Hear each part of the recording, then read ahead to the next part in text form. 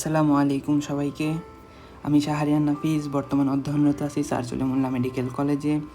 আজকে একটি সুন্দর টপিক নিয়ে আলোচনা করব। সেইটা হচ্ছে অতিবেগুনি রশ্মি অঞ্চলের বিভিন্ন তরঙ্গ দৈর্ঘ্য পরিসরে কী কাজ হয় সেগুলা।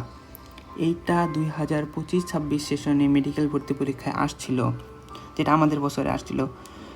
জীবাণুনাশক কাজে কত তরঙ্গ দৈর্ঘ্য ব্যবহার করা হয়, এগুলো এমসিকিউতে প্রচুর আসে। এটা আমরা মনে রাখবো কিভাবে, সেই প্রসেসটাই আজকে আমরা দেখার ট্রাই করব, কিভাবে সহজে মনে রাখা যায় এবং সবসময় পারা যায়। আচ্ছা, দেরি না করে তাহলে শুরু করা যায়।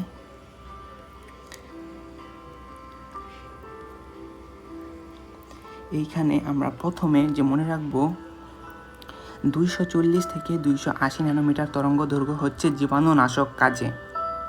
হ্যাঁ, আমরা 24 ঘন্টা মানে আওয়ার জীবাণু সাথে লড়াই করব,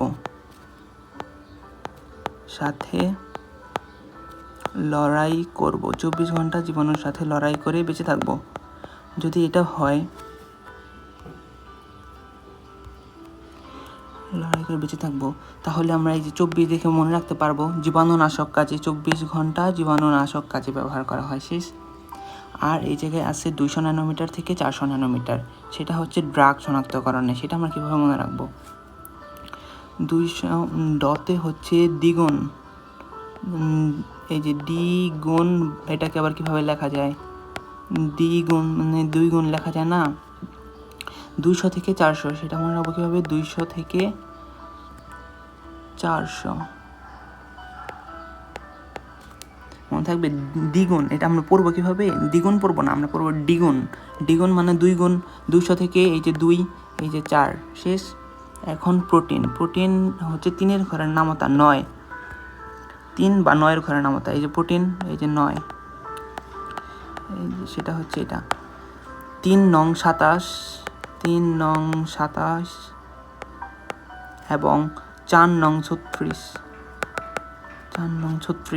তাহলে এই যে 270 থেকে 360 বললে তখন আমরা মনে রাখবো প্রোটিন অ্যানালাইসিস কাজে। এটা মনে থাকবে, এই যে 9-এর ঘরের নামতার মতো 3 নং 27, 4 নং 36। আবার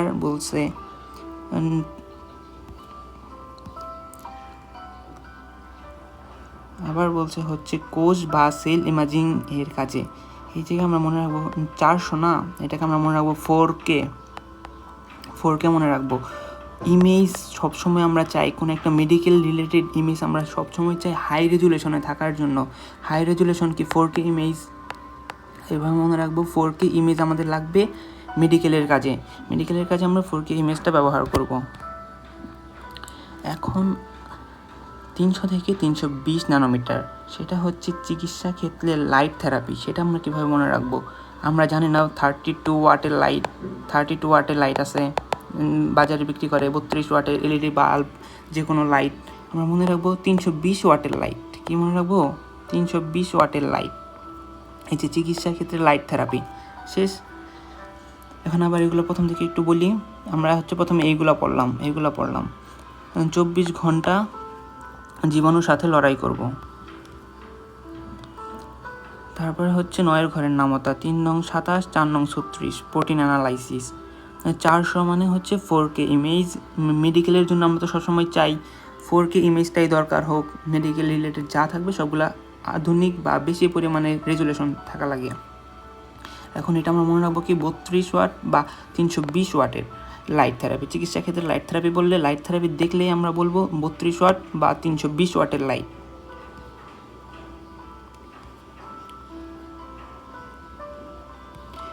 এখন পরবর্তীগুলাই দেখি। এই জায়গায় আছে 1 নাম্বার, 2 নাম্বার, 3 নাম্বার, এগুলো হচ্ছে একসাথে পড়বো। ইউভি লাইটের ক্ষেত্রে প্রথমগুলো না, এটা যেগুলো হচ্ছে কম 30 ন্যানোমিটার, আবার হচ্ছে 230 থেকে 365 ন্যানোমিটার, সেটা আমরা একসাথে পড়ব।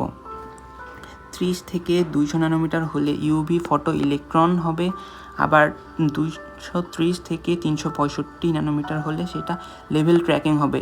এখন তো এই দুইটার মধ্যে গ্যাঞ্জাম লাগতে পারে।